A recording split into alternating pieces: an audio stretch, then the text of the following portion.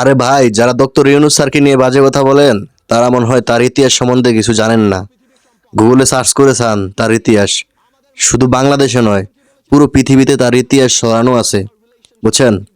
এই যে স্বয়ং পার্থ, সে গুগলে সার্চ করে ইতিহাস ঘাইটা এসে তারপরে তার নামে কিছু বলতেছি। এবার শুনুন, পার্থর কথাগুলো শুনুন। মাননীয় স্পিকার, ডক্টর ইউনূস বাংলাদেশের সম্পদ না পৃথিবীর সম্পদ। আমি দেখেছি আমাদের মাননীয় পররাষ্ট্রমন্ত্রী বলেছেন this will not affect our relationship, বহির্বিশ্বের সাথে আমাদের সম্পর্কে। ঠিক তার পরের দিনই জন কেরি বলেছেন উই আর কনসার্নড। 23 জন কংগ্রেসম্যান বলেছেন উই আর কনসার্নড। বহির্বিশ্ব ফোন উঠে ঝগড়া করবে না, এটা তাদের diplomatic language, that we are concerned, we are looking into the matter. Doctor Yunus আমাদের মতো না। আমার ফোনে সবচেয়ে বড় ভিআইপি ফোন করে জয়নাল আবেদিন ফারুক সাহেব, আর ডক্টর ইউনূসের ফোনে ফোন করে হিলারি ক্লিন্টন। মনে রাখতে হবে সে কোথায় উঠে গিয়েছেন। ডক্টর ইউনূসের এই ব্যাপারটা অ্যামিকেবলি সেটেল করা যেত। আই হ্যাভ উইটনেসড ইট। আমি নিজেও দেখেছি বিবিসিতে হোয়াইট হাউস স্পোকসম্যান বলছে we are deeply concerned, this is Yunus allergy.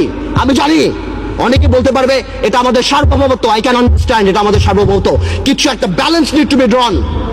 এখন সার্বভৌমত্বর সাথে ব্যালেন্স, এখন গ্লোবালাইজেশনের সময় কালকে বাংলাদেশের বিপদ হচ্ছে, আমরা তাদের কাছে যে হাত পাততেছি, দুই নেত্রীর মনোমালিন্য হচ্ছে, নির্বাচনে যাবো কি যাবো না, আমেরিকান এম্বাসির দাওয়াতে ভিড় লেগে যাচ্ছে, এখানে ভিড় লেগে যাচ্ছে, আর যখন কোনো কিছু হচ্ছে তখন কি বলা হচ্ছে এটা আমাদের সার্বভৌমত্ব ব্যাপার।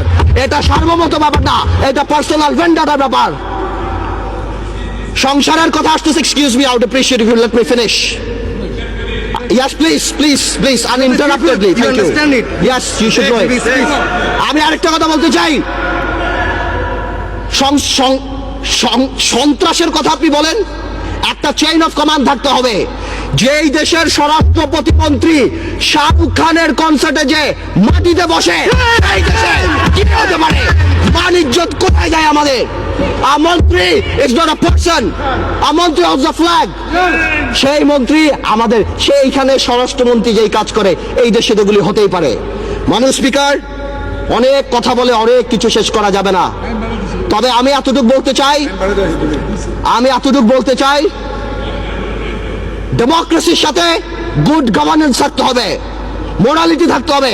আপনি কল্পনা করতে পারেন মাননীয় স্পিকার, একজন অ্যাটর্নি জেনারেল ওই পদে বহাল থাকে, কিভাবে সে বসে বলে কে নোবেল প্রাইজ পাওয়া উচিত, কে নোবেল প্রাইজ পাওয়া উচিত না। এটা অসম্ভব। আমার দুঃখ হয়, আমার ভয় হয় যে মাননীয় অ্যাটর্নি জেনারেল যদি চাটুকারিতা করে আগামীতে ভবিষ্যৎ ল মিনিস্টার হওয়ার জন্য আমার বলার কিছু নাই, কিন্তু যদি তার বুদ্ধি এই হয়ে থাকে যে সন্তুল আর্মার প্রধানমন্ত্রী, হ্যাঁ, কে পাক না পাক that is not our concern, কিন্তু ফোরামটাকে ডক্টর ইউনূসের পাওয়া উচিত ছিল না, এই বুদ্ধি যদি অ্যাটর্নি জেনারেলের হয়ে থাকে, তাহলে আমি শঙ্কিত যে বাংলাদেশের জুডিশিয়ারি কোন দিকে যাচ্ছে। মাননীয় স্পিকার, আমাদের সবার কিছু কিছু ব্যাপারে একটা ন্যাশনাল কনসেনসাস হওয়া উচিত। নতুন প্রজন্মের রাজনীতিবিদ হিসাবে আমি এতটুকু ক্লিয়ার করে বলতে চাই,